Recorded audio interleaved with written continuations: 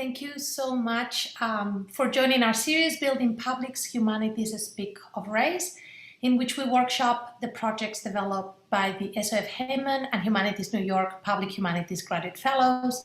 My name is Maria Gonzalez Pendas. I'm the coordinator of the Humanities in Practice initiative at the SOF Heyman and the organizer of the series, which this year is generously supported by the Office of the Vice Provost for Faculty Advancement as part of its Addressing Racism Seed Grant initiative. The series is one component of the long-standing commitment from the SOF Heyman to promote civically engaged and public-facing humanistic research and pedagogy at Columbia and beyond. The Humanities in Practice initiative more particularly facilitates spaces and resources for humanities faculty and students to explore more expansive public and social engaged dimensions to their scholarly work. Part of these efforts include a graduate fellowship program, again with Humanities New York, where an interdisciplinary group of students come together every year to devise and implement projects that bridge humanistic thinking with matters of social justice, scholarly research with community building. The aim of this end of the year series is to hear about the fruits of these efforts, which have included, among others, this season working with Black and Latinx high school students to develop intergenerational knowledge on health inequity, or in a different week, developing new art and art history pedagogical agendas together with incarcerated and formerly incarcerated students. These are just some of the projects we've heard about. I want to begin by thanking everyone who has been part of the ongoing conversations to make these projects happen. Our fellows, its many collaborators inside and outside of Columbia, the students who were also part of the graduate seminar on public humanities methods in the fall. And of course, thank you so much to everyone at the SOF Heyman that make these conversations very materially feasible. At the SOF Heyman, Kate, Tess, Lindsay for your impeccable running of the program, and of course Eileen Giluli for your leadership and general support of public humanities work for many, many years now.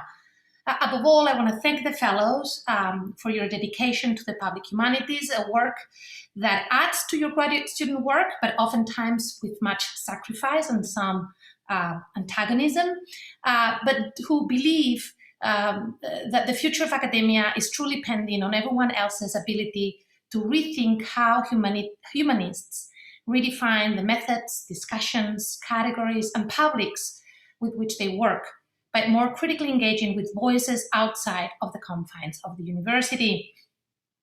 As a way to better understand the craft of public humanities work and of its collective and pluralistic modes of knowledge production, every workshop includes a discussion, a snippet of a discussion with some of the community partners who have participated in the conception and implementation of each of the projects, and at times also responses by others, including at times fellow scholars.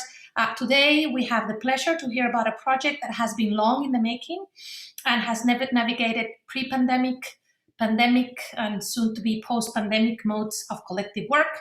As well, we'll also be able to hear the long brewing modes of work that characterize the public humanities, because while this work speaks to and responds to urgencies of the time and might seem to be very sort of immediate, in fact, like all humanistic research, it also develops slowly over time and through many, many conversations and iterations.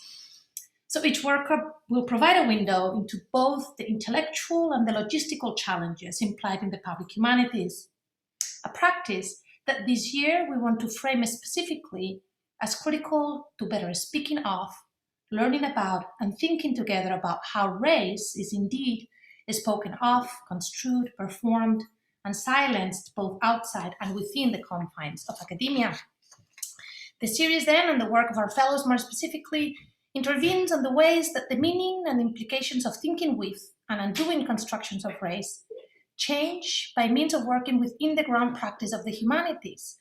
In these projects, the humanities take place quite literally in the ground, in spatial ways, material ways, social, gendered, racial ways. And this mode of practicing the humanities is, of course, central to our efforts.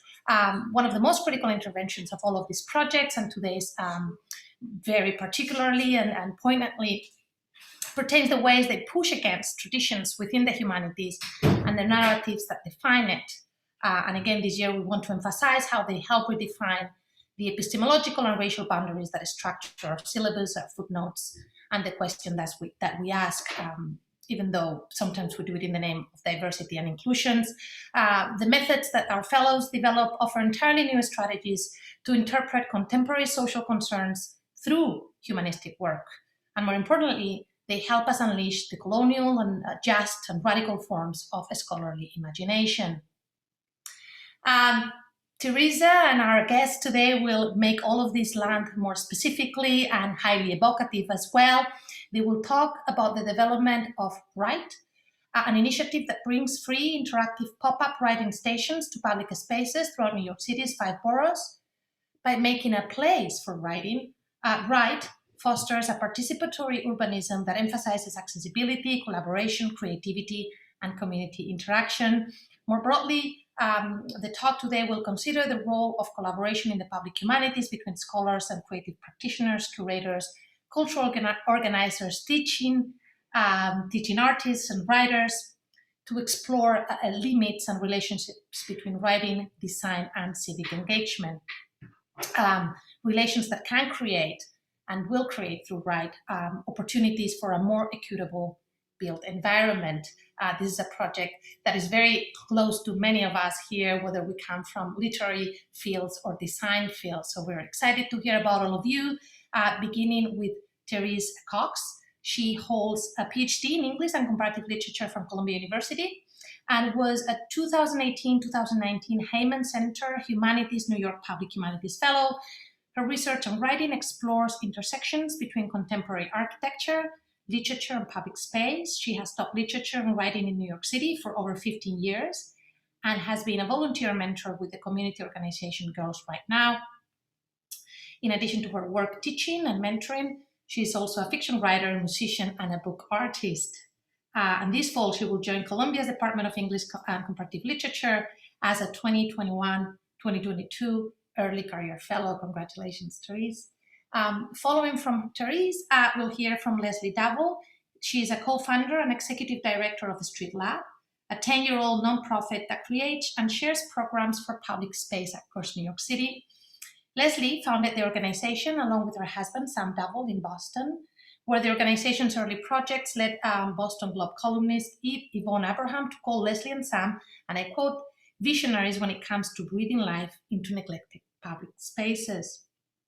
Before Street Lab, Leslie had a career in museum and the cultural sector, including serving as an assistant VP for memorial, cultural, and civic programs for the Lower Manhattan Development Corporation following September 11. And she has served as a juror and organizer of public art and memorial competitions and as a public member of the New York State Board of Architecture. Thank you, Leslie, for being with us today. Following from their presentations, we're going to have a response from K.A. Jagai, a writer, artist, and an editor from Brooklyn, New York. They've been involved with Girls Right Now since 2009 in various forms as a mentee alum, an intern, and a Writing Works Fellow, and now as a mentor. Their writing has appeared in Frontier Poetry, Electric Literature, Publishers Weekly, Thank You for Smoking, and elsewhere. She received an SLS Fellowship for Poetry and is a graduate of Bennington College, where they studied literature, printmaking, and critical race theory, and have taken workshops at Cave Canem, SLS, and elsewhere. In both art and writing, they are seeking that light within themselves, and others can not only be seen when one is forced into the dark. Only, reading your bios and introductions, it's already, at least to me, exciting and sort of inviting to make connections that are hardly seen. So thank you, all of you, for being here and putting all of your energies together. I'm going to pass it on to you, Therese. Great. Thank you so much, Maria, for that introduction. And thank you for the invitation to speak as part of the Building Public series. Before we begin, I also want to thank the Heyman Center and Humanities New York for the generous funding that allowed me to carry out some of this research and work as a 2018-2019 Public Humanities Fellow. through their support, I was able to develop some of the work that I will be sharing with you today. And of course, I also want to thank my two co-presenters today, Leslie and Ka. Your work and our conversations over the past few years have shaped how this project developed and have helped broaden my own ideas about writing and community, race and accessibility, teaching, and public space. So today's talk, Making a Place for Writing, asks the question how we might build publics through literature, urban planning, and the public humanities. The intersection of these fields is a rich but still underexplored terrain. And yet, bringing together cities, writing, and public-facing work yields lessons, stories, and methods of inquiry for all of us in the humanities. What role does writing play in how we shape our communities? How do we build public spaces, and who are we building them for? Whose stories get told? And how might we design the built environment to better make space for stories that are underrepresented? And more specifically, I also want to talk today about the creation of Write, the project developed during my time as a fellow in partnership with Street Lab. First launched in 2019, Write brings pop-up writing stations to underserved public spaces throughout New York City to encourage creativity, activate public spaces, and bring communities together.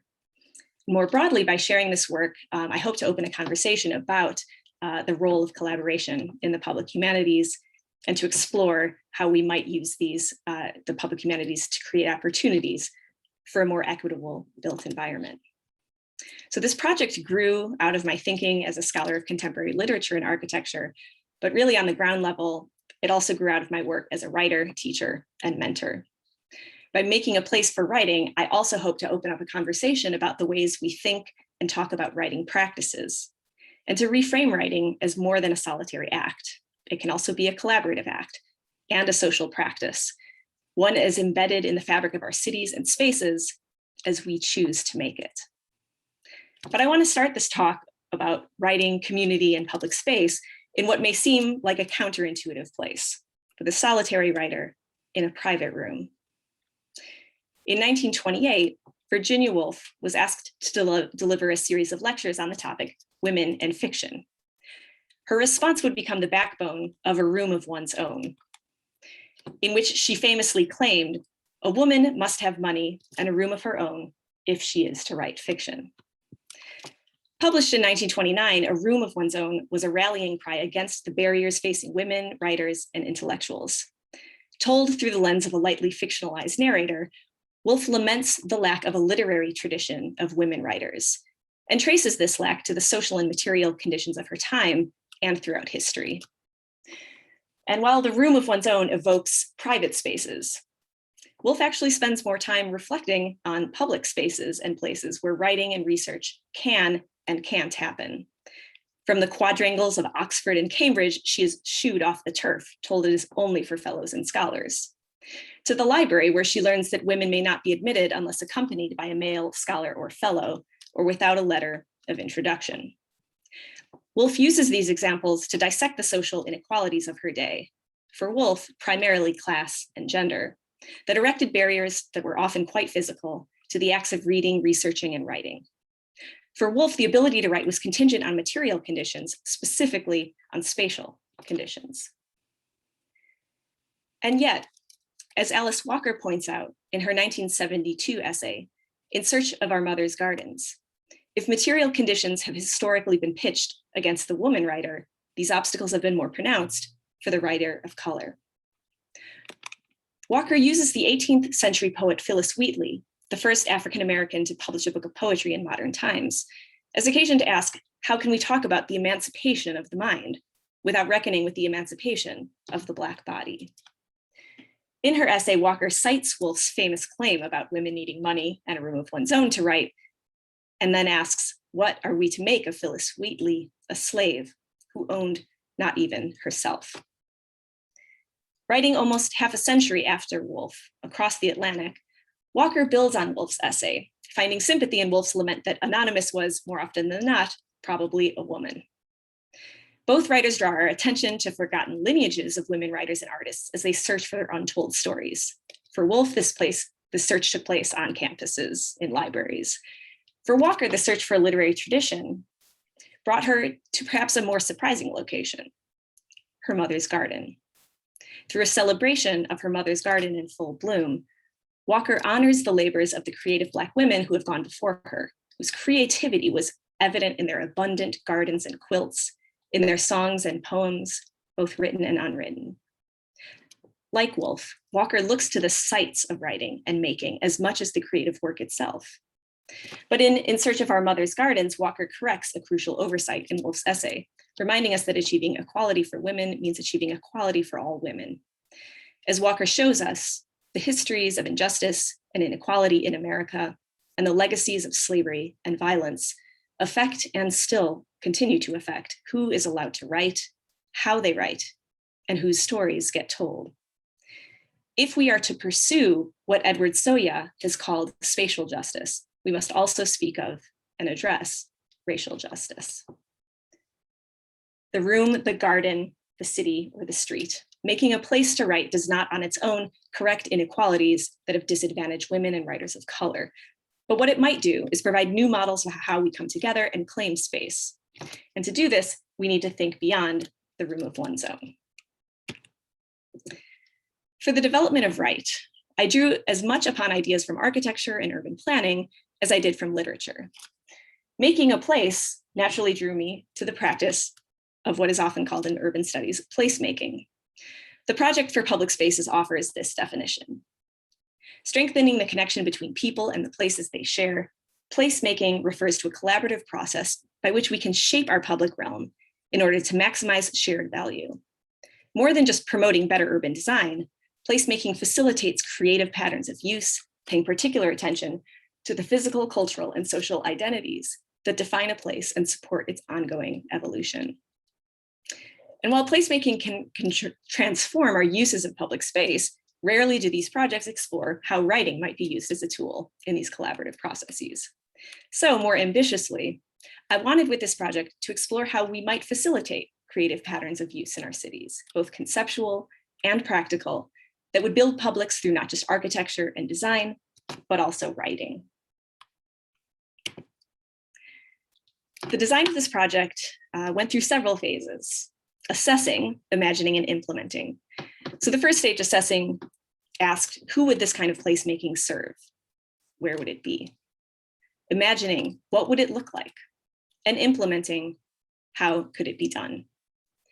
So as for the first stage, assessing who would it serve, like Woolf and Walker, I started my inquiry by looking for the lineage of an idea. And while the term placemaking was popularized in the 90s, its practices are hardly new.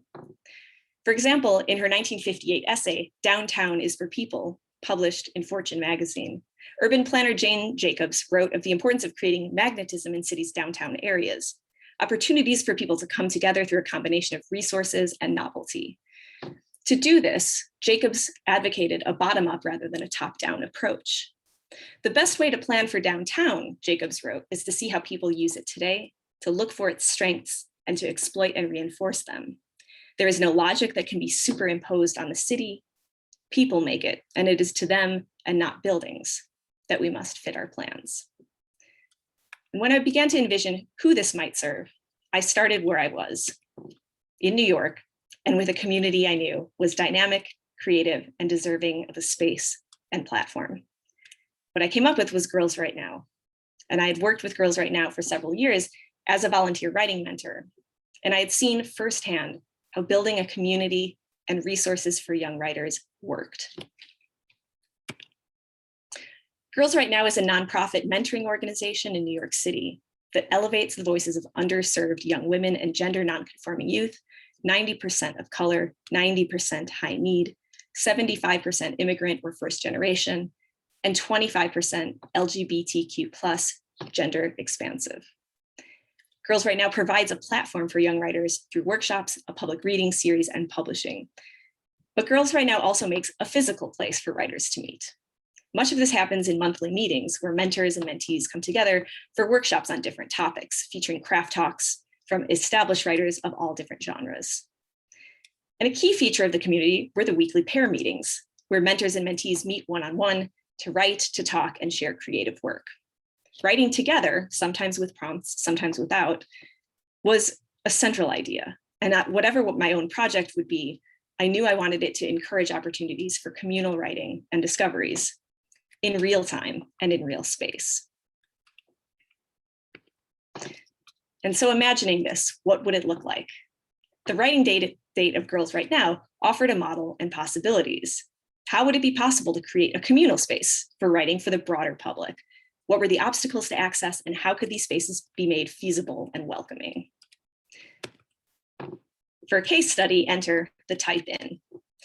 Here is placemaking in action. In this case, a typewriter social at Literati, an independent community bookstore in Ann Arbor, Michigan. Sponsored by the bookshop and a few self-described typochondriacs, the bookstore's cafe was transformed for a short period of time into an active meeting place where people could gather, talk, and of course, type. The event attracted curious onlookers as well as seasoned enthusiasts. And for a time, the cafe was transformed into a hive of activity, a kind of mini public, with everyone doing an activity together, writing.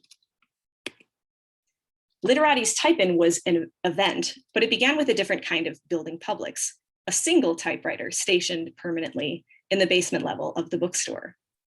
Perched on a small rickety table, the public typewriter invites notes, stories, haikus, and messages. Reams of paper fill file folders. Scraps of messages left behind are scotch taped to the walls. The typewriter even inspired a book, Michael Gustafson and Oliver Uberti's Notes from a Public Typewriter, filled with confessions, letters, poems, and musings.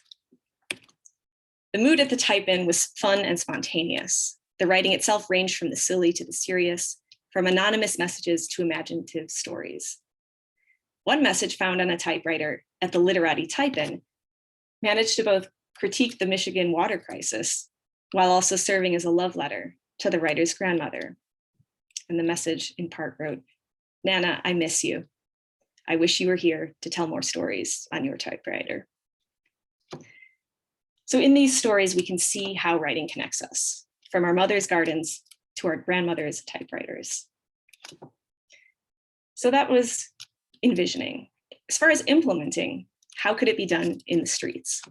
So by now I was beginning to form a mission for the communities that this might serve and a vision of what it might look like in action. But to create this space, it was for this project necessary to build physically a place for writing. Finding and working with Street Lab transformed the project. What was a series of notions and possibilities graduated to a dynamic, fully operational installation with infrastructure, staffing, outreach, and materials, not to mention brainstorming, ideas, and a very curious public. Thanks to Street Lab's vision and labor, Write was able to become a reality. And Write had a very similar mission to Girls Write Now, with its dedication to bringing resources and dynamic programming to the public, especially underserved locations, and combined it with the social communal aspect of the type-in. In short, we saw how Write could bring writing to the streets. So we beta tested the program first at Chelsea Market in 2019, complete with typewriter stations, calligraphy materials and canvases, magnetic poetry, postcards, and prompts. And before handing this off to Leslie, who's going to talk more about Write and Street Lab in action, I'll close with one more reflection. What I observed in these stations, they were open. Publics came and went freely. A man typed a letter to his family home in Yemen. A young woman wrote a letter to her future self. In its dynamism and magnetism, the stations were an illustration of what Jane Jacobs had described as the gaiety, the wonder, the cheerful hurly-burly that make people want to come into the city and linger there. It was also an illustration of what the novelist and essayist Zadie Smith described in a 2017 essay, Under the Banner of New York. Smith wrote, "New Yorkers choose to gather under the banner that says New York, which is so elastic it really means nothing. And that is exactly what I love about this place. The capacity to gather without price definition, I experience as a form of freedom. By making a place for writing, we both strengthen our communities and stretch our own capacities to gather, create, and to learn." Thank you.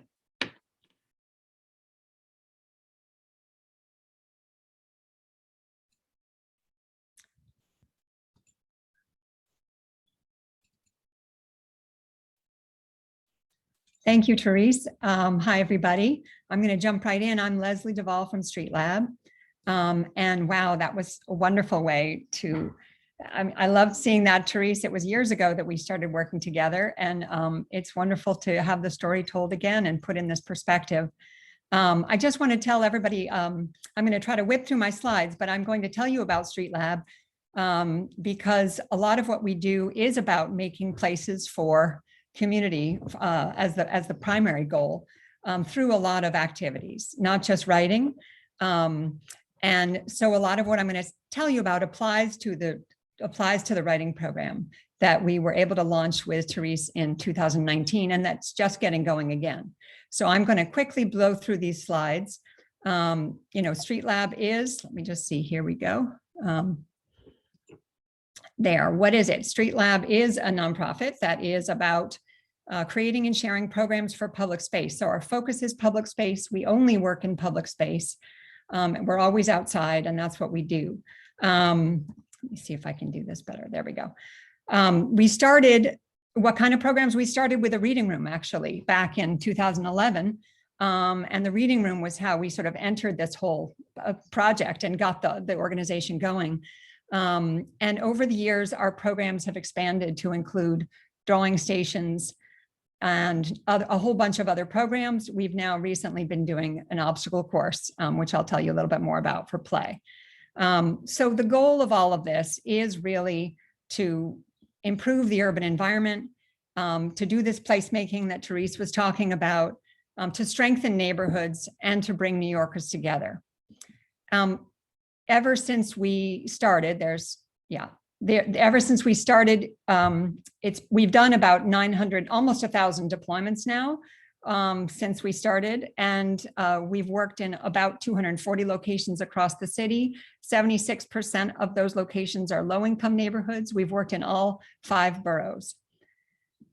Where we go is places like public parks, pools, which are also part of the Parks Department, street festivals, which are now transitioning to be many of the open streets that you're seeing all across the city. Plazas, public plazas, play streets, which are coming back this year, and also on the common grounds of New York City Housing Authority, public housing. We also work in fancier locations that sometimes pay us to come to bring the very same program. And so one of the things we love is that, the programs can do this and go to Madison Square Park for a fee, but we can then turn around and bring it for free to the rest of the city, Times Square. Everywhere we go is by request at this point. We work very closely on the ground in partnership with dozens of organizations. There are organizations that range from youth development groups to neighborhood improvement groups, even just groups of collectives, friends, and volunteer groups. And that's really what I think powers the organization and gives us a sense of mission, especially because we hear about what these groups are doing on the ground to make neighborhoods better and improve the lives of New Yorkers, and we want to help them. And so we work in partnership with them where they have public plazas or street events, community events, or parks that they want to activate and provide resources for the community. So we started again with the program Read. That was our reading room. We branched out to include a public drawing studio. Explore was our urban nature exhibit, sort of little mini museum, traveling museum. Build was crazy Lego, but lots of other kinds of materials for building, very popular. We haven't done that in a while because it was so communal, but we're bringing that back. And then of course, write. And you see all of these are verbs, right? The idea behind it, all of these share a sort of some simple, some common themes, right? Or common principles, I should say. They rely on 3 things. Design, all of our programs rely on good design. And that's important. And then there's the carts that we designed. Just zip through, there we go. Very physical, all of it's physical. And then a collection. So one of the principles too of all of our programs is that we like to have unusual materials, fragile materials, materials you see in stores, that we can buy for these programs and use or get donated and use them again and again and bring them to people. So like a gorgeous pop-up book we've had on the street for many years, and high quality art materials.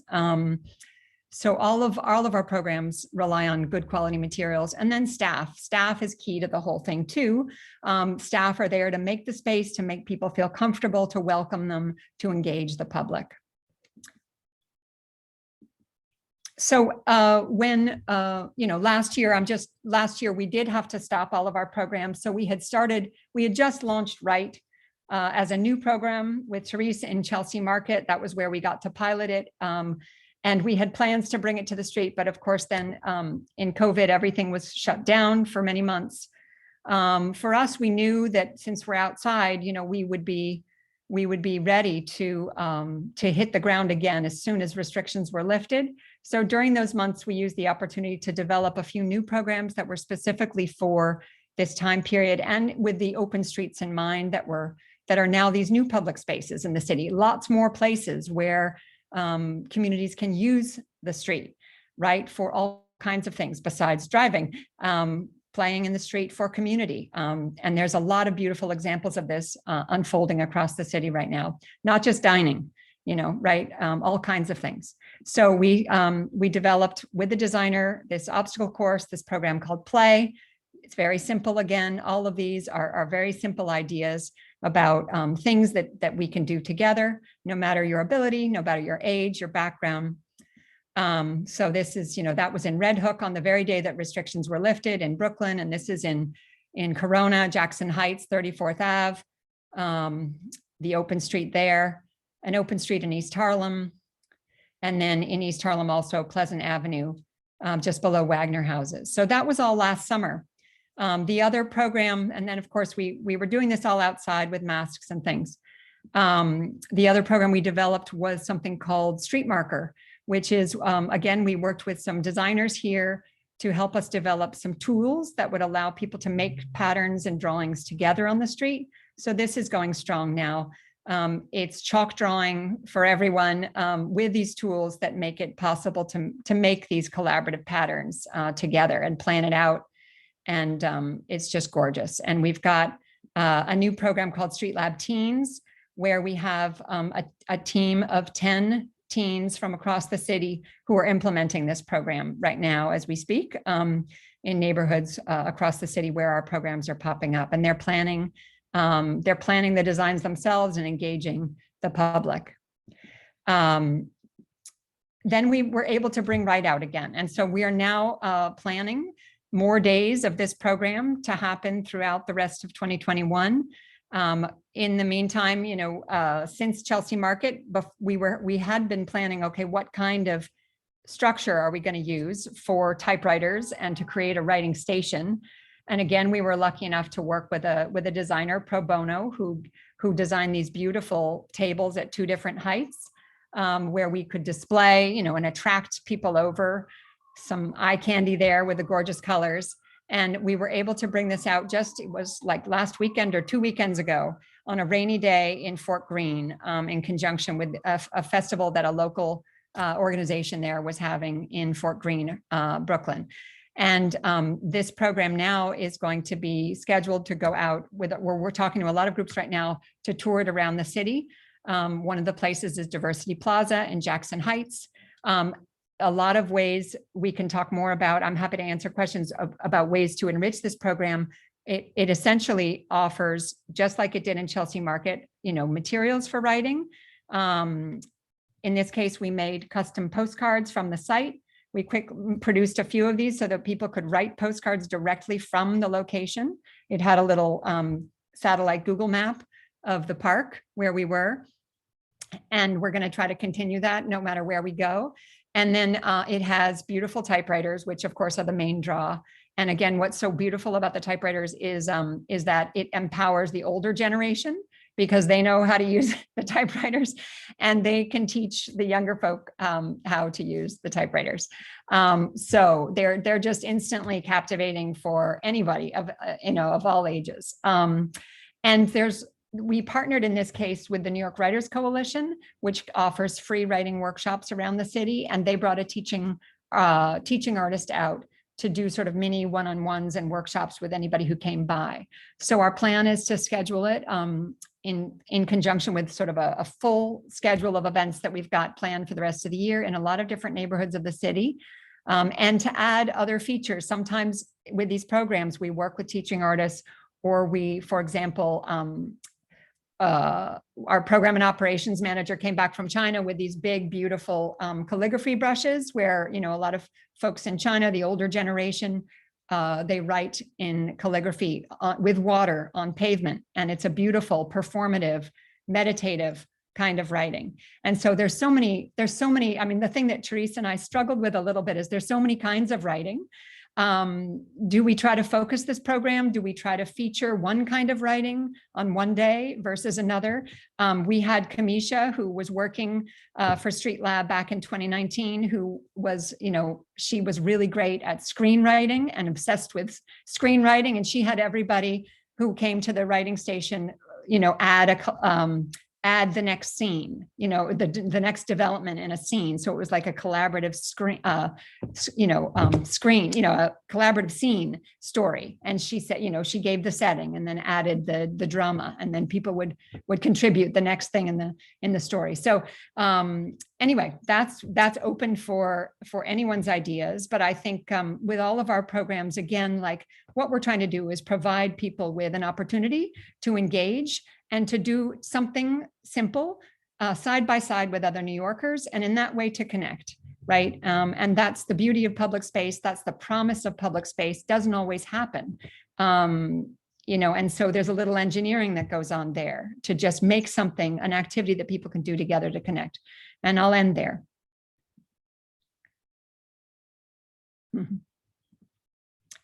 I'm going to stop sharing my screen.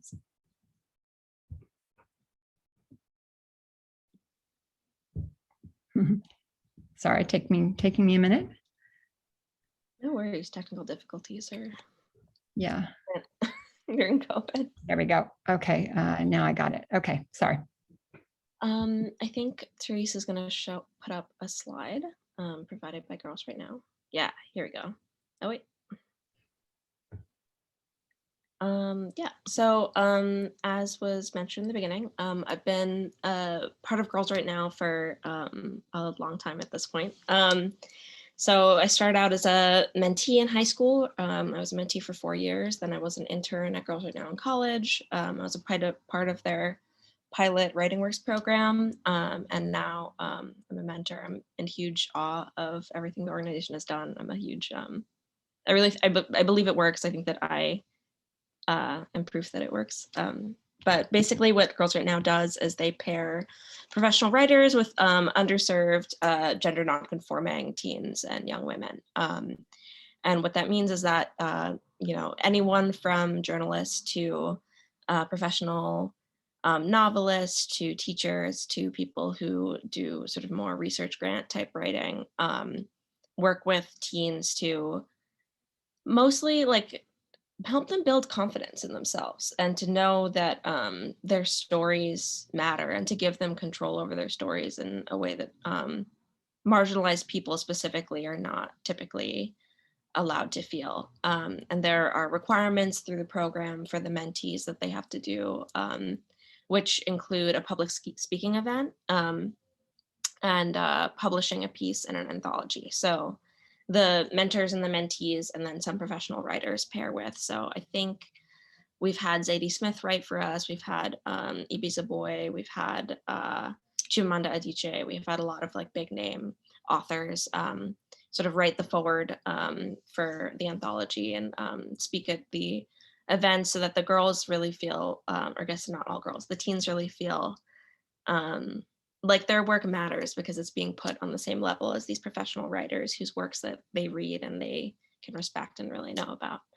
I guess listening to Therese's project has been like interesting because I think that psychogeography is such an integral part of teenagerdom, making a space for oneself as young New York writers, especially when so much of the community are immigrants or children of immigrants, myself included in that statistic.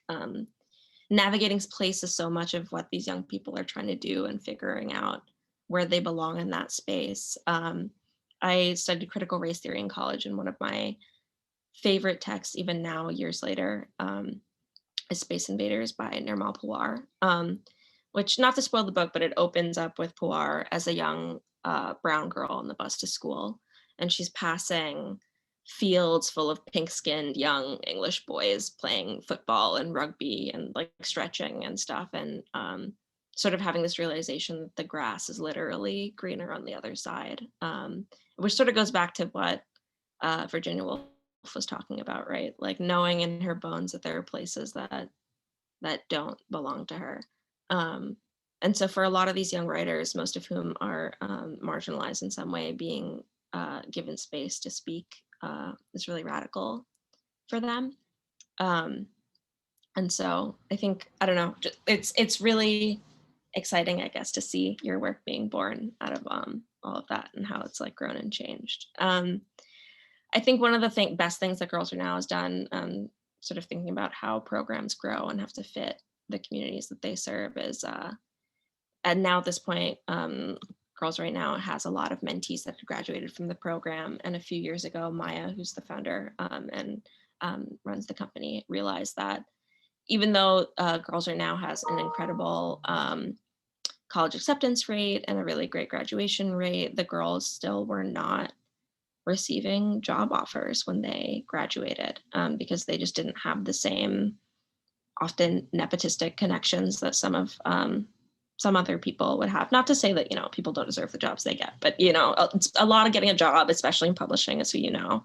And so they developed Writing Works, which is a program where they are partnering with publishing houses like HMH and other places. I know they're looking at like trying to get girls into like doing journalism and stuff like that as well. But these professional organizations that are willing to take on mentees that have graduated from the program and are now either in college or have graduated from college, who Girls Right Now vets, and then will send sort of to do these internships in the hopes to get them professional placement. And I went through that program I think over 2 years ago now. And out of that, I am now a professional editor, and that's what I do for my job. And so I still work with the girls right now. I'm a mentor, but it's been like a really, really important part of my life, and seeing how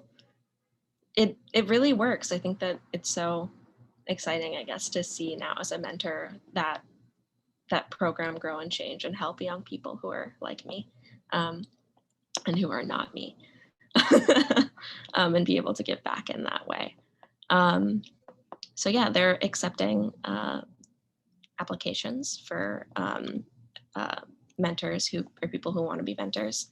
And I think the deadline, actually it says on the slide. So the deadline is coming up, but if anyone watching is interested in mentoring young people who really need it, I would recommend it. And I think also you get a lot back as a mentor as well. The kids are really, really smart, and they very frequently don't actually need that much help writing as much as they need help with encouragement and being told that they're great and that their writing is amazing, and that they don't need to listen to people who can tell them that they don't matter, or that their writing isn't important, or that because, English is not their first language, that, the minor typos that they have in their work somehow make what they have to say less important.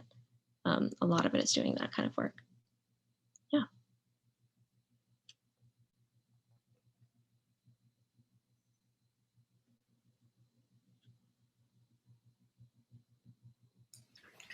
Thank you, Ka, Leslie, and Therese. Therese, I don't know if you have a response right away, or should we start the collective discussion? Sure. I mean, I'm happy to kind of open it up to discussion, but I think I just want to kind of add on to what Ka was saying. It really is remarkable how programs like Girls Right Now and Street Lab are sustainable, and they do this through creating relationships. It was really fun for me putting together the slides, and of course finding the photo of Ka and I from 10 years ago now, right? And the idea of mentors and mentees, it's so fluid, because I learned as much from from mentees and from others in the organization, including getting help on my PhD application to Columbia. Someone right here was actually helping me through that process. And it's really remarkable, I think, that these public programs, really do create those kinds of relationships. And as Leslie was saying too, watching the older generation kind of helping the younger generation with typewriters, a rare time when the older generation can be the ones who know the technology. So I'm just wanted to add that, and it's just really, really wonderful to see all of these pieces kind of coming together. Yeah, I agree, Therese. It was what a wonderfully curated, not just conversation today, but project through the years, and seeing the connections between all of the pieces, and seeing also your own scholarly endeavors and questions, take shape as a public humanities work very differently from the historical work that I know that you do and you write about, but in very contemporary ways. So it's the writing component with the street lab, and physically actually making those connections and having those conversations. It takes, of course, time, originality, but also a certain degree of humanistic expertise. And this is something that we want to emphasize in our public humanities work. It's about what you as a humanist, as a thinker, as a researcher are able to also sort of contribute to these organizations that are happening in the ground, that are developing in such interesting and, as you say, sustainable ways, but that the public humanist, is able to also bring together, and hopefully, and we'll keep talking, hopefully we'll talk about it now in the discussion, also help KA and Leslie, think of new projects or take them into new directions and conversations. So it was really wonderful to see. I will invite, we have a wonderful small group of interested audience. So if you can and you're here, turn on your cameras for purposes of the conversation, type the question into the chat or just raise your hand and hop into the conversation. As we've said before, this is an ongoing project, and part of this series wants to use this also as workshops where we ask you questions about how you do what you do, but also perhaps throw ideas of the future development of the project. So please, if you're out there in the audience, ask your questions, turn on your camera, or raise your digital or your real hand. I have a few questions to begin with. I have a lot of questions. Leslie, it was so wonderful from my perspective, I was once an architect and now an architectural historian, to hear you put the emphasis on the importance of design. It's not just about, bringing a typewriter to a particular place, but generation conditions of production that open up to creativity, to public interest, and to togetherness. So I really loved how you brought the good design with the content and with the staff, with the people together in each of your projects. But since we've seen these pieces of the project come one to one another, I have a question that I think ties a little bit with Therese's, initial beautiful opening to the project. No, when you're calling very specifically for ways to reclaim spatial rights. You talk about spatial activism and spatial justice in very specifically gendered, class, and racial ways at the beginning of your project. And I would love to hear the three of you speak to one another about how this project that we've heard a lot about the logistics and how to actually build it, bring it in, bring the communities. How do these projects, because I think that this is a slightly more complex operation, or even longer in time. How do you talk to one another and to the publics that you build in the project about issues of social justice or social rights? And I'm sure that it's not with these terms, but others. We had a series, it struck me, Leslie, that all of the activities that you bring together, different modes of storytelling, whether it's writing or playing or drawing. And we've been talking a little bit about in this series about storytelling, writing in particularly, as a way to reclaim some form of right, whether it's in terms of just gentrification in the city or spatial violence of other forms, or spatial injustices. And I wonder if there's any of those conversations come up with those publics that come together, if they're writing, whether it's in the content or in the act of writing or of exchanging ideas about what to write or how to write, issues of urban living and urban injustices more particularly come up, or you think about introducing them in your project or in the future of its development? Mm-hmm.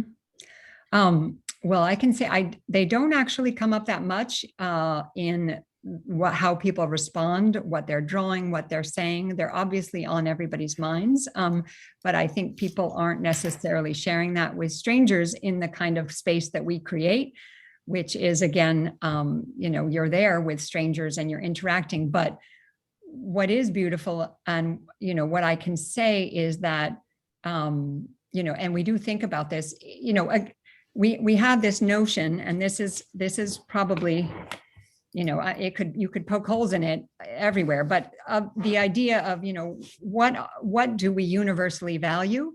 What are the things that we as humans all can do? What kinds of activities, no matter our background, and can we lift those up and provide a space for those things to happen and for people to see that in each other. So all I can say is, from my perspective too, and I've seen it in the reactions of people at our installations, whether it's drawing or reading or writing, new sides of people are revealed in the process of engaging with our materials and our installations, and biases are there with everybody, and you can see things, unpacking, and even in a more explicit way, where somebody shares that, well, this is the book that my mother read me, every night, and I know all about this, and then I'm going to tell you that I do this in my spare time, and you just see these other sides to people that you don't get to see necessarily, without some sort of way of revealing it when you're moving through the city, right? There's no way to find out what goes on in people's lives when you're just passing by. So I have to say, these moments that we create do offer opportunities for that. At least I hope they do. Yeah. And we have considered, are we welcoming everyone? What are the barriers to participating in our programs? We try not to have any walls. We really try. That's why they're all open. There's no threshold that you have to step over. We try to think about that with everything from the design, the materials, to our staff. And it's a thing that we're constantly working at. But I think these sort of the verbs, the programs, that the idea there is this perhaps ideal notion that there are these general things that we as humans do, and we want to reveal that, use them to reveal the common humanity among us all. I'd say social justice is pretty intrinsically linked into what Girls Right Now does. I think that fundamentally they're trying to create equity and build stepping stones for young people who are not coming from areas of privilege. I think that writing works in particular was something that, like, I'd always really believed in Girls Right Now, but I think that, like, being able to see, what we're doing is not enough, and then shifting and changing an organization that is established and, like, has been around. I think sometimes these big NGOs can be sort of like turning a barge. It can be a little difficult, and seeing the nimbleness with which the organization has been able to move and change and grow to meet the needs of its community has been really, really exciting to me. But I think also when you work with young people, especially marginalized young people, it's impossible to not be having these conversations because they start them all the time. So my mentee is, like, really, really involved in, like, communist anarchist activism. And, like, that's something that we talk about a lot during our meetings.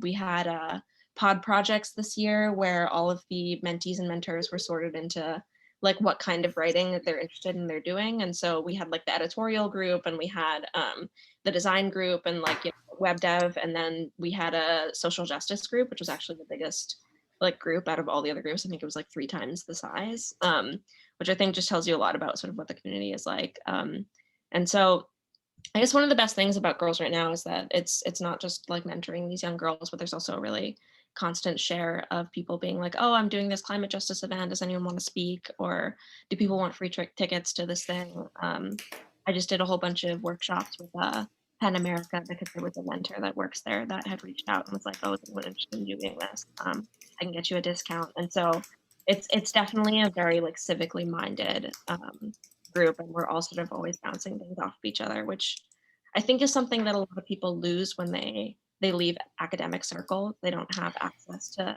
that kind of collaborative thinking or being in a room with other people that are really interested in learning and growing. And being a part of a writing community is something that can give that back to you without having to pay for anything. I've had mentors say, oh, well, it's like getting an MFA program that I couldn't afford, where they're able to work with other writers and get feedback on their work and learn and grow and read things. So it's benefiting everybody, not just the young people that we're ostensibly trying to help because they're underserved in some way. I don't really like that term because I think that at the end of the day, anyone who's a part of the Girls Right Now community will say that the girls give just as much back to everyone else as they did out of the program. Yeah, absolutely. And I think one thing that both of you mentioned that really gets me thinking about, you know, I think these conversations about social justice are important to have, but sometimes when that's the point of bringing people together, it can be almost harder to have the conversations. And what's interesting about having a write, draw, read, play station or a writing group is that you're there to do one activity, right? You're there to write, you're there to, you know, but inevitably these things, like you mentioned, are going to come up. And I think that it's almost coming at it, you know, sideways a little bit, which I don't think diminishes its value at all. And in fact, I think that's probably an easier way for many of us to have these conversations, particularly with people we don't know, particularly with people we would not otherwise be interacting with, except, oh, we saw this crazy, you know, typewriter station, and what was that all about? So I do think that the conversations do come kind of a little bit from this sideways angle, but nevertheless, you know, really still achieve something important in the conversation. And I think another sort of a caveat that I did want to mention is that I think the concept of placemaking has good intentions. It has idealistic intentions. But inevitably, I think there's a danger also in thinking about, you know, and maybe this does tie into, you know, the idea of underserved, right? Are we who's underusing these spaces? Who are we making assumptions about? And I think, you know, there's a urban planner and scholar, Annette Coe, who's written really powerfully about this idea that, you know, placemaking, you know, it's great that we have kind of like this ethos of placemaking, right? Like we all kind of agree that community building, ground up planning is a useful way rather than top down. But in addition to having like this ethos of placemaking, Coe mentions that we also need a politics of placemaking. And I think that that's something that I really think is important to consider, you know, as we kind of think about developing programs, as we think about where we're going. Yeah, I see Eileen there, so maybe you have a question. I have a bit of a follow-up to this in the sense that, you know, I guess that it was very interesting to hear you talk about joy as perhaps, you know, that other component of, you know, storytelling as a way to reclaim special rights, but not necessarily by invoking the violences of urban inequities or spatial inequities, but by activating joy. And you know, when you brought it up, it sort of was kind of a rather large political overarching statement that it seems to me that you're going for. But also, you know, Theresa, I'd like to push you a little bit and want to hear how much you think of or think with what people write or how people write in Write. Because where Jane Jacobs was going on, like from below, let's learn from the people and in certain ways mimic how the people live with the tools of the modern designer. you're proposing a much more radical intervention now, which is to think new ways of thinking with the people. It's not just, oh, what people do, let's mimic it, but there's a reciprocal forms of knowledge intended to empower young girls of communities that wouldn't come together. And I think that in doing that, you're activating a much more politically invested form of writing and form of working with from below than what the 60s and 70s urban planners were thinking about. And that's where I'd love to hear you talk. Tell me more about what your writers write, or how you write, and how do you think about this content or these modes of writing? No, that's a great question, and I realized that we didn't talk that much about what gets created. I think one of the things that does make it perhaps a little radical is we don't censor anything. Like whatever someone comes in there and whatever they're writing, that's what we don't judge that. And of course you get the teen boys coming over to the magnetic poetry, seeing and saying things about your mom, right? And so they have a little snicker and we move on, right? I don't think that's like an example of anything that's going to stir up any radical political conversations, but I think there's something really radical about giving people the freedom to say what they want to say it in public, and to leave it behind, right? So I think, we did see some instances, and Leslie, I'm dying to see in person these postcards with the actual location kind of stamped on them. I think that's just such a brilliant addition. We did have people writing postcards, and some of these were to family members that they then, took away and would put a stamp on and actually, put into a mailbox. There were instances like I showed a little bit of that letter where someone was writing to their grandmother who had passed away. And this was a letter, but it was a very different type of letter. It was honoring the grandmother. It was, and there's something too about, I think, leaving these notes behind, that it's a message that we can others can pick up on, which I think often, writing, at least in the academy, right? It's like, we're going to perfect a piece of writing. I am going to send it to you. You are going to receive it.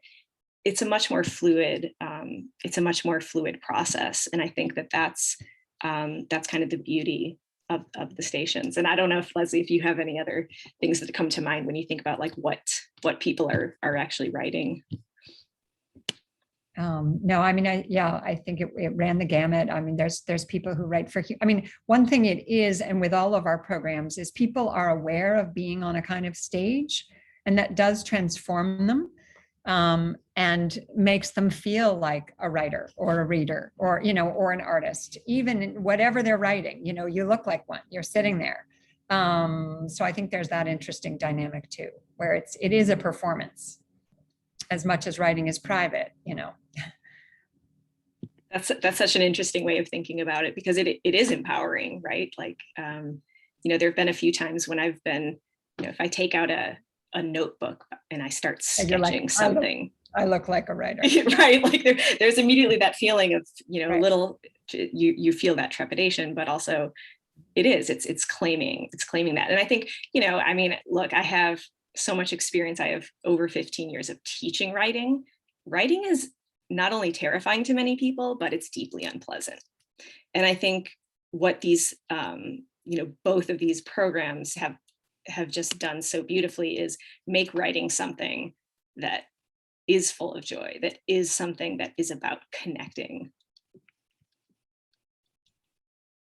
Yeah, and back to your point, Maria, I mean, what I'm hearing from a lot of the partners that we have in NYCHA in the public housing is that, after, especially for this coming summer, they're looking for programs that will bring joy. They don't want the crime prevention program. I mean, they're going to get that from the city. They're going to get all the anti-gun violence programs, but they are looking for opportunities for joy for the residents.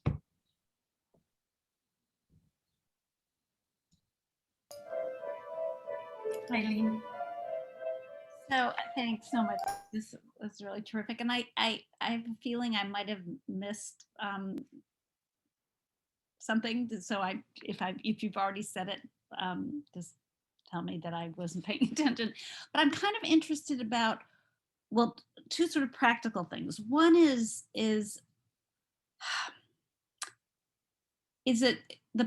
like, it seems like there's a pop-up element to the to the projects. How is it that you go about choosing what to do? How do you advertise, so people show up? Or, is it a kind of, do you pick a neighborhood, a particular day on a, right there that you expect a certain kind of density? So I'm kind of interested in the practical things, like, and if one wanted to expand it, that's one question. And then the second question is more sort of whimsical, I suppose, which is that if Mackenzie Bezos, Scott Bezos, or somebody was to give you a lot of money, if money were no object, how would you grow the organizations? So. Okay. Yeah. Well, so to answer the first question, which is easier, that is everything. Everywhere we go is by request now. When we started out, it was sort of like we had this idea, almost like an art project. We wanted to create this big reading room. It was a big physical design, and we reached out to a couple of groups and we said, can we put this reading room here? And then over the years we've built, just word got around, we've we've shrunk our programs, we really make them portable. And we've built relationships with 240 organizations, that ask us to come back every year. And so we let them choose what they want, where they want us. I mean, there is a little bit of a two-way street, because sometimes my funding determines some of this. Like, I get some funding to go to NYCHA and to do the programs at NYCHA, and I get some over the summer. I get some funding to work with DOT right now to help activate and support the open streets.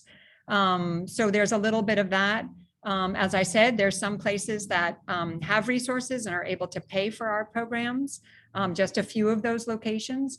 Most of it is this grant funded philanthropy, funded. But the choosing of locations happens from all the requests that we get. We work closely with city agencies and then with all these community groups, and they pick. And sometimes I'll say, oh, look, we've got this new program, right? I really, what do you think of this? And how could we involve local artists or local writers? And that's exactly what we're doing right now in Diversity Plaza in Jackson Heights, trying to figure out, can we add something, can we involve some local artists on the ground to be involved and add an element to it. So that's how it happens, the logistics. And then the logistics are also just physical. A lot of places we go, this year in particular, a lot of repeat locations. So we're in a place for several weeks.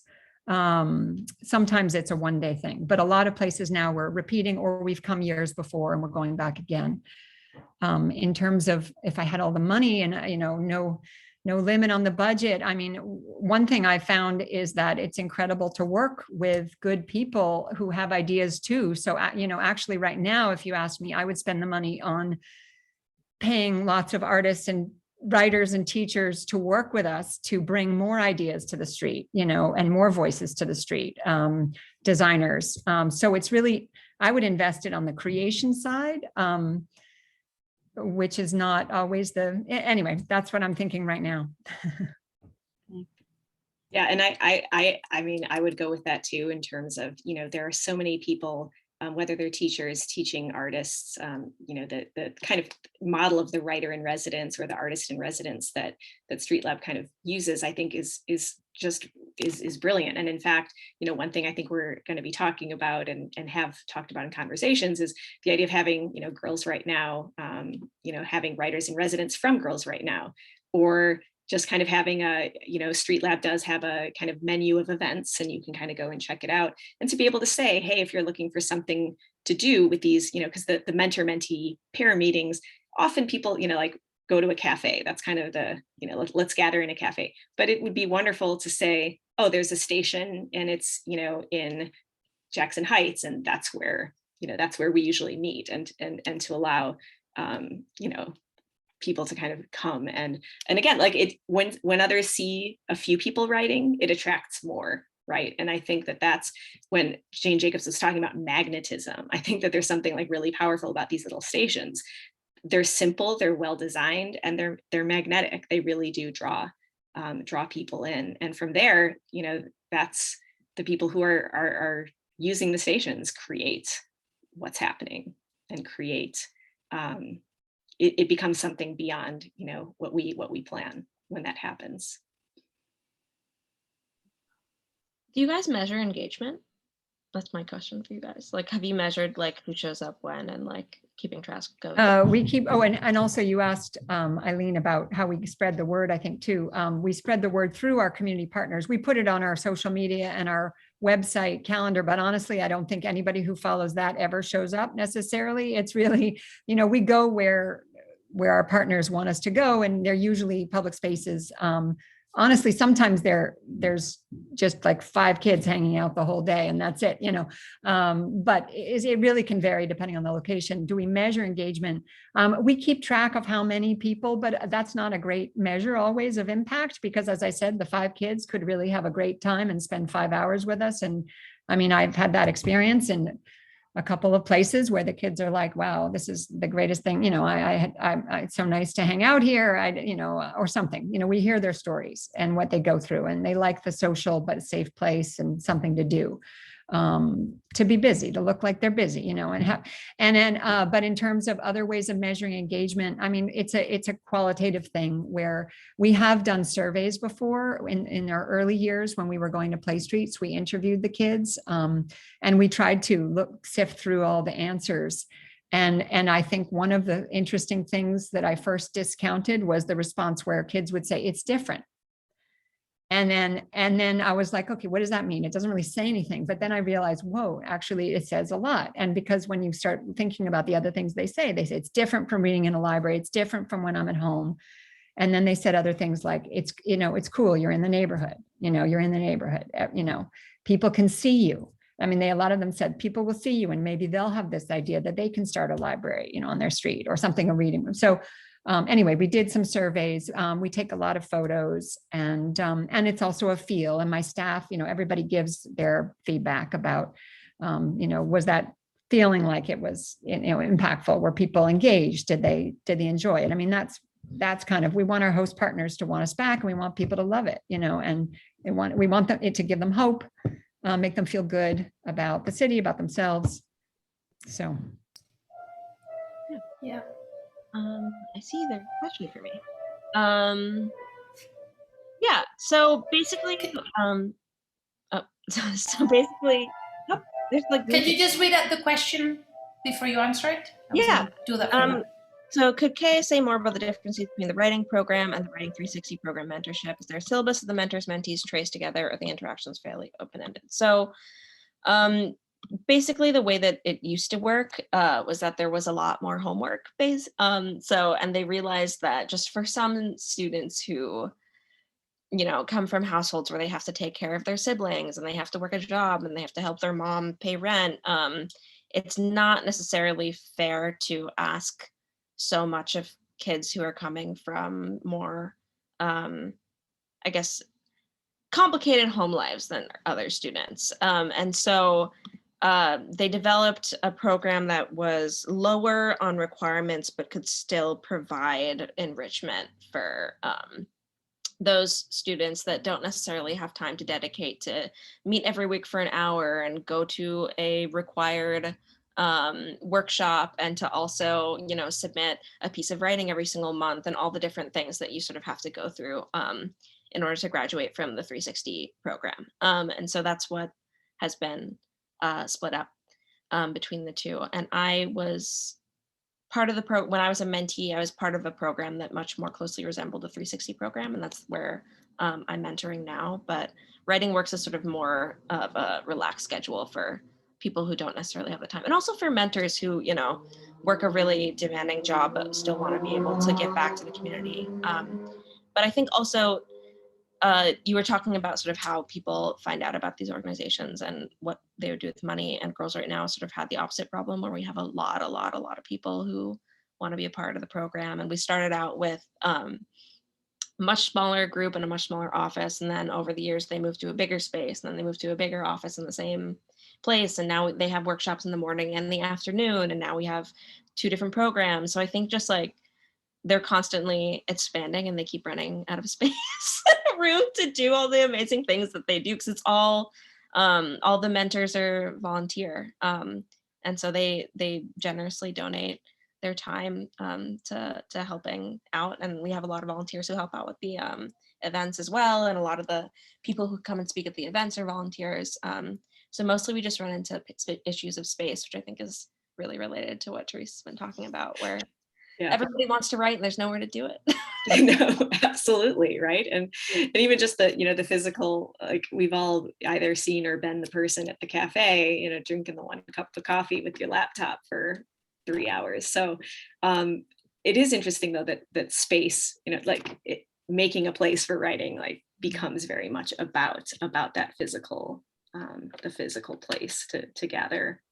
And I do think Girls Right Now is just such a great model. And I don't know much about I'm sure there are other similar organizations in other places, in other cities, in other towns. But I just think it's such an excellent model, and the demand is so high. I mean, I remember interviewing to be a mentor and being it was like I got offered my dream job when I got, I don't want to use the word competitive because I don't think it's a competition, but it's a position that is an honor, that is a joy that a lot of people want. And I think, but it's such a good sign, right? That there's that kind of demand for these programs and this kind of programming. Yeah. I brought up psychogeography earlier, which has I guess radical roots in terms of leftist movements and stuff. It started in the Letters movement in Paris. But it basically is talking about how geography affects psychology. Mm-hmm.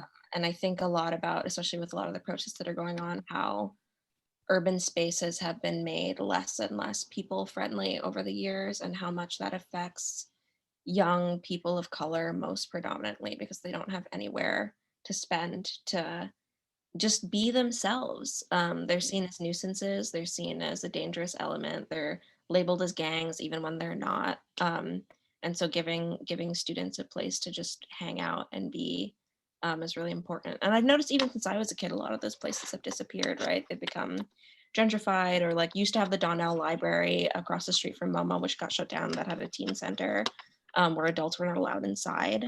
A lot of the places that I sort of hung out when I was young have become places that I don't know that I would feel comfortable if I was a teen now hanging out.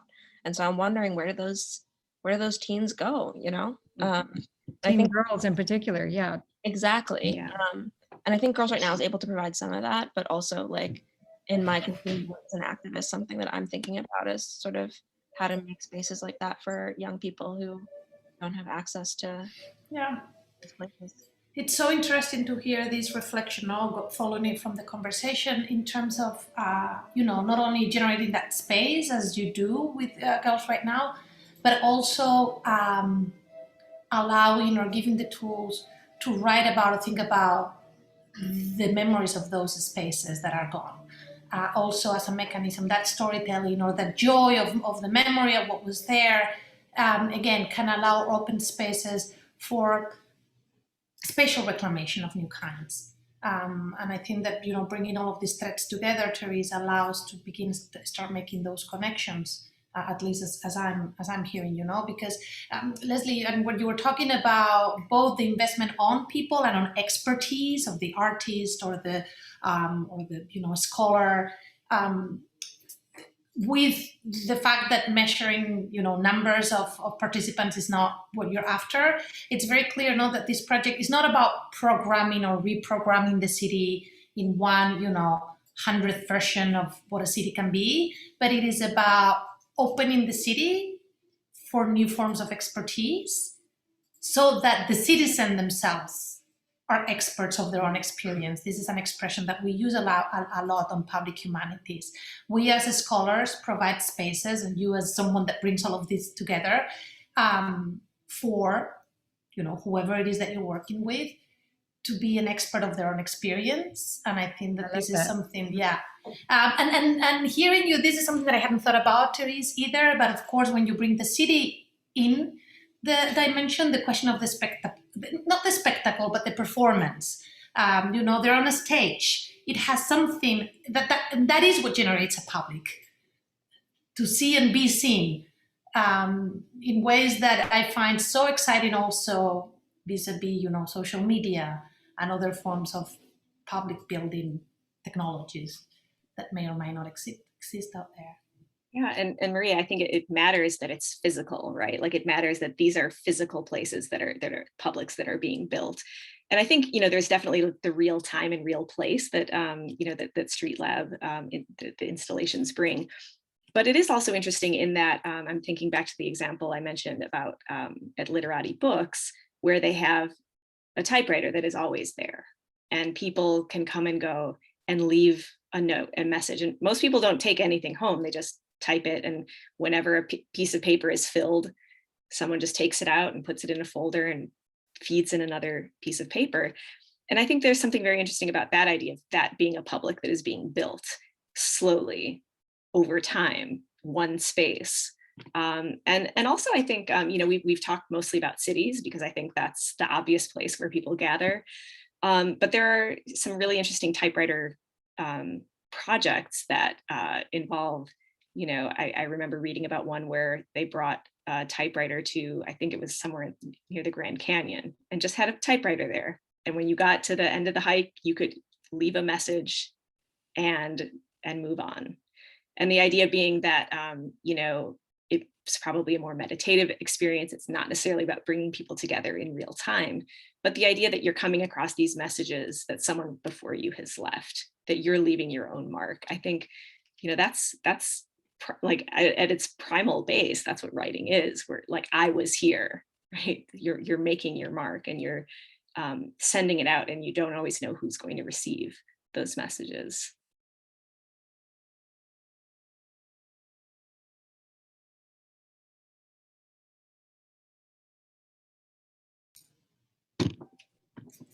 Yeah, that's very beautiful. I really like that, writing as placemaking. I'd love to have closing thoughts from many of you, or just keep the conversation ongoing. I was thinking in terms of, writing as placemaking, I was thinking about how much you might have thought about graffiti, especially when you brought up the chalk that's in your background now, and it's so beautiful. Graffiti as a form of writing that it's, essentially, political in the city. In the course of our seminar, we read this text by Dolores Hayton. I can share it to you if you want, that speaks about graffiti in Los Angeles in the 1970s. Anyway, and this was one other, just to add to the soup of the different kinds of writings that you're already discussing, but yeah. Yeah, and I should say that the teens, when we, in their applications, we asked them when they were applying, if you could make a mural, if you could draw anything on your street, what would you draw? And a lot of them responded, I would write social justice messages. And I think that's natural coming after last summer and all the Black Lives Matter and all the things we saw happening last year. Social justice is on the minds, connected to writing, connected to marking the street and marking place, making space for expression, certainly of the teens. And the chalk is while they're also doing turtles, they're also, there's writing happening. It's true with the chalk and on the street. And there's a long history of chalk and graffiti on city streets and claiming space in that way. So I love the program. I love the chalk. It's been beautiful. So.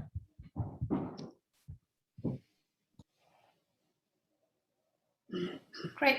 Well, I'm gonna wrap up, at least officially, the conversation. Thank you, Therese, for sharing the project with us and for bringing Leslie and KA to our world and knowing about all of you. And we really hope here at the SOF Heyman, this is just the beginning of ongoing conversations, and that we can send our fellows to you and vice versa, because we have all sorts of new projects beginning, and this has been so illuminating for me for that purposes. And thank you for doing the work that you do and for sharing it with us.